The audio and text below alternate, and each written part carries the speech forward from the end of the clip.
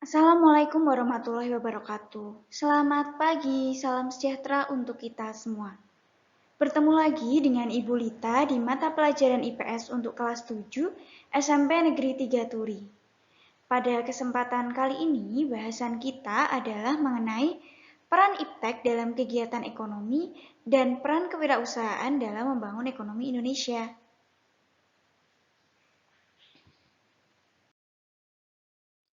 Sebelum kita memulai pembelajaran, marilah kita berdoa menurut agama dan keyakinan masing-masing.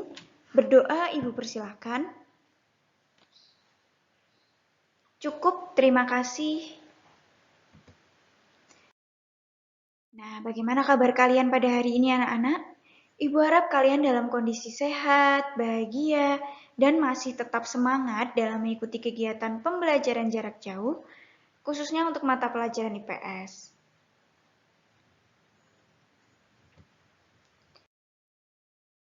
Nah, pada hari ini apakah kalian sudah sangat siap untuk belajar? Jika kalian sudah siap, tolong persiapkan juga buku paket kalian, buku tulis atau buku catatan, dan juga alat tulis kalian.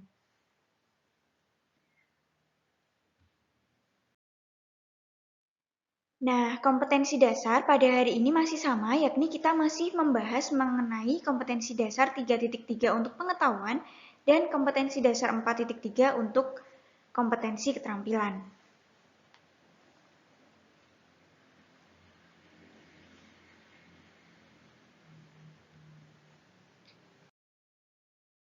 Tujuan pembelajaran pada hari ini adalah bahwa setelah mengikuti kegiatan pembelajaran, kalian itu diharapkan dapat menjelaskan peran IPTEK dalam kegiatan ekonomi dengan benar, menjelaskan peran kewirausahaan dalam membangun ekonomi Indonesia dengan benar, dan juga menjelaskan hubungan antara kelangkaan dengan permintaan penawaran untuk meningkatkan kesejahteraan manusia dengan benar. Ibu harap kalian mengikuti pembelajaran pada hari ini dengan baik, sehingga kita bersama-sama dapat mencapai tujuan pembelajaran.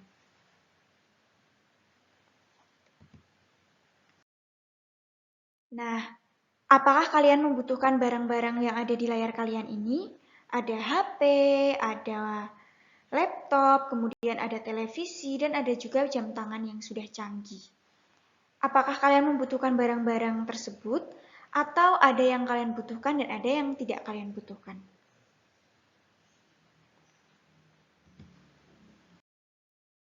Tentu saja kalian memerlukannya saat ini, terutama HP, karena HP itu untuk mendukung kalian belajar dari rumah. HP itu sebagai sarana kalian dalam berkomunikasi dengan Bapak Ibu Guru yang ada di sekolah, berikut juga untuk mengakses materi yang Bapak Ibu Guru sampaikan.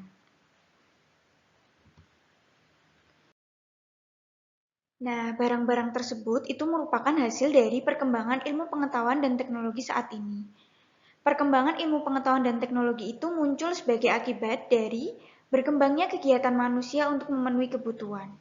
Semakin bertambahnya kebutuhan manusia, maka manusia menuntut ketersediaan alat pemenuhan kebutuhan yang dapat digunakan secara cepat dan juga bervariasi.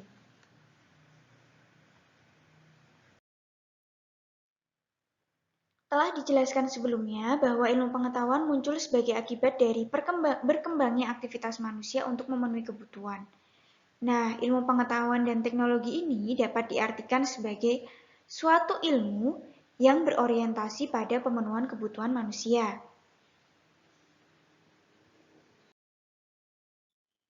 Pesatnya perkembangan iptek dapat dilihat dari semakin bermunculannya teknologi-teknologi canggih yang dapat membantu aktivitas kita. Perkembangan iptek juga dapat memfasilitasi kegiatan usaha semakin lancar sehingga dapat menimbulkan kesejahteraan bagi masyarakat. Contohnya yang ada di layar kalian yaitu ada marketplace, salah satu marketplace. Nah, dari marketplace itu orang-orang bisa melakukan kegiatan usaha melewat marketplace tersebut sehingga dapat meningkatkan kesejahteraan masyarakat.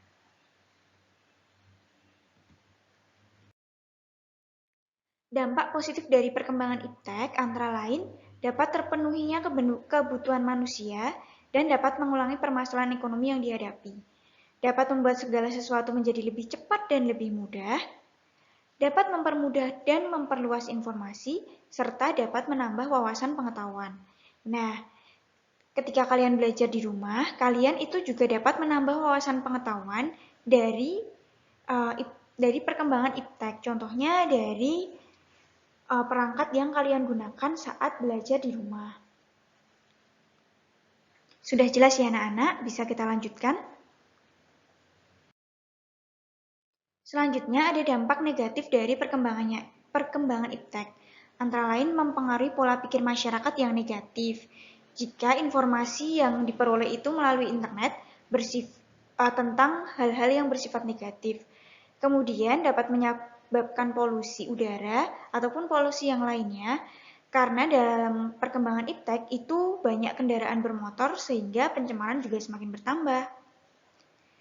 Dapat membuat orang semakin malas. Sebagai contoh, ketika siswa saat hanya memegang HP dan melupakan kewajibannya sebagai siswa untuk belajar, kalian menjadi malas. Kemudian dapat menimbulkan kerusakan, antara lain kerusakan lingkungan akibat adanya limbah industri yang dibuang oleh perusahaan-perusahaan yang memproduksi barang-barang yang merupakan hasil dari perkembangan teknologi.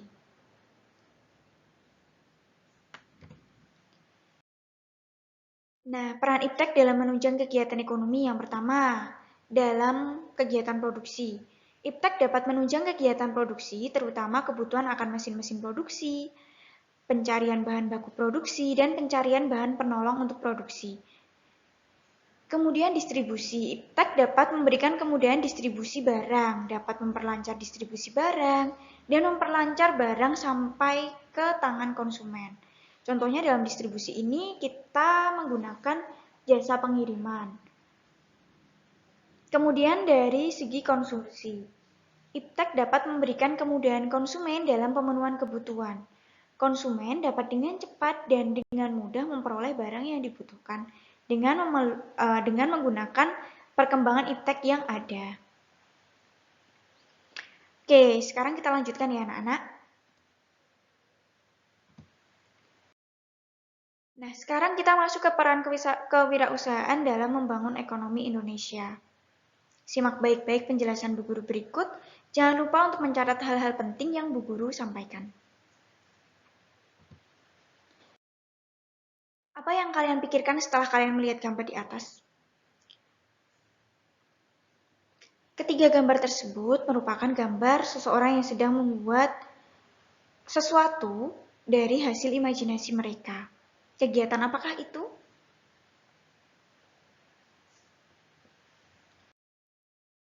Nah, kegiatan tersebut itu berkaitan dengan kreativitas. Kreativitas adalah kemampuan seseorang untuk melahirkan sesuatu yang baru, baik itu berupa gagasan maupun karya nyata yang relatif berbeda dengan yang ada sebelumnya. Contoh di layar kalian, itu ada gambar kue tart. Nah, kue tart itu dibuat dengan hasil kreativitas seseorang sehingga hasilnya itu berbeda dengan yang sudah ada sebelumnya.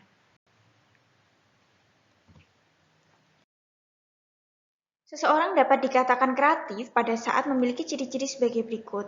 Ayo, coba identifikasi diri kalian. Apakah kalian termasuk orang yang kreatif atau bukan? Yang pertama, bersifat ingin tahu. Kemudian, sering mengajukan pertanyaan yang baik. Banyak gagasan dan usul-usul terhadap suatu masalah. Mampu menyatakan pendapat baik secara spontan tanpa malu-malu. Kemudian, tidak mudah terpengaruh oleh orang lain.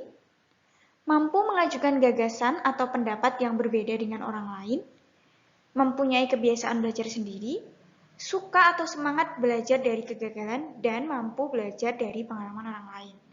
Coba kalian pikirkan diri kalian itu sendiri, apakah sudah memiliki ciri-ciri sebagai orang yang kreatif atau belum? Tolong nanti diidentifikasi ya.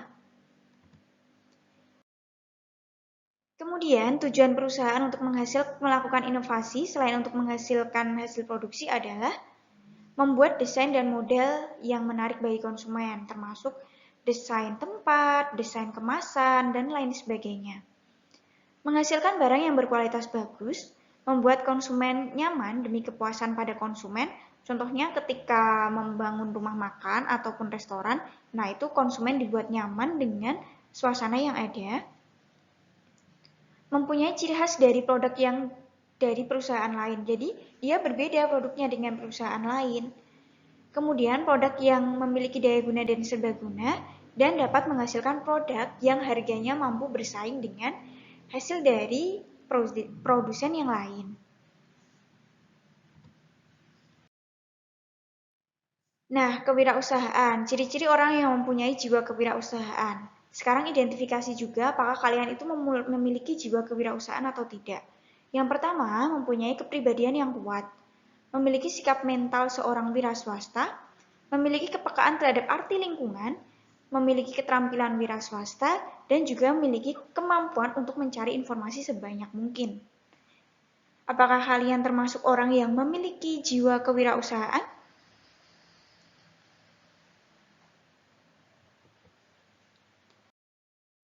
Nah, sekarang kita belajar hubungan antara kelangkaan dengan permintaan penawaran dan untuk kesejahteraan dan persatuan Indonesia.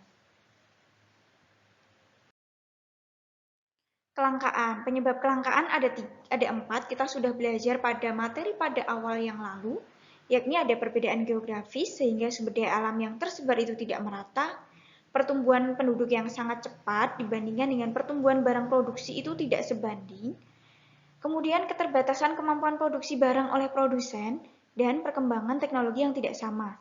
Ada wilayah atau negara yang sudah maju dan mampu mengembangkan teknologi, ada pula negara atau tempat-tempat yang penduduknya itu masih kurang dalam penguasaan teknologinya.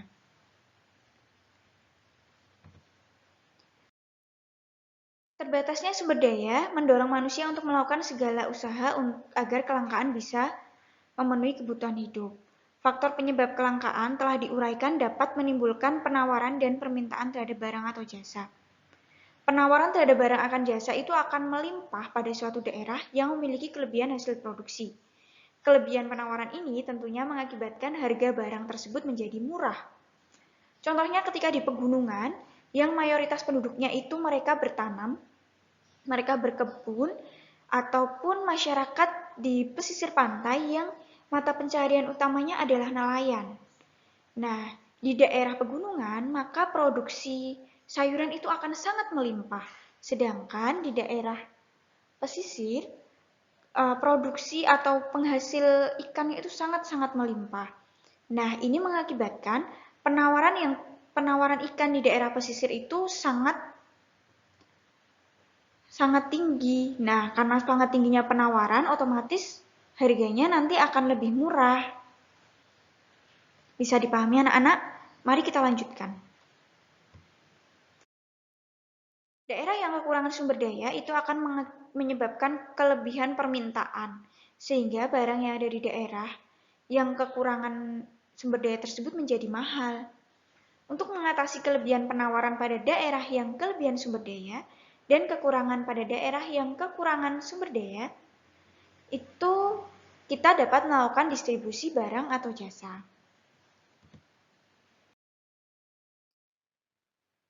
Peranan keterkaitan pasar dengan distribusi antara lain sebagai berikut.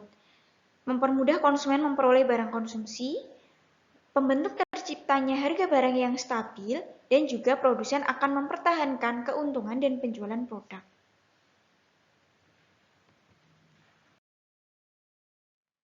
Peranan pasar bagi perekonomian nasional, antara lain bagi produsen, dapat menawarkan hasil produksinya di pasar. Kemudian bagi konsumen dapat memenuhi semua kebutuhannya melalui pasar. Kemudian bagi pembangunan, pasar menyediakan barang atau jasa yang bermanfaat dan diperlukan dalam pembangunan. Pasar juga dapat menambah pendapatan daerah. Dan yang terakhir, peranan pasar bagi sumber daya manusia adalah dapat menyerap tenaga kerja sehingga dapat mengurangi pengangguran. Nah, itu tadi bahasan kita dari KD 3.3 dan KD 4.3. Telah usai sudah pembelajaran kita pada KD tersebut. Nah, silakan untuk kalian tuliskan kesimpulan materi pada pembelajaran hari ini. Kemudian pada pertemuan selanjutnya mungkin kita akan latihan soal dan kemudian kita akan melaksanakan ulangan harian. Terima kasih atas antusiasme dan semangat belajar kalian pada hari ini. Sehat selalu. Wassalamualaikum warahmatullahi wabarakatuh.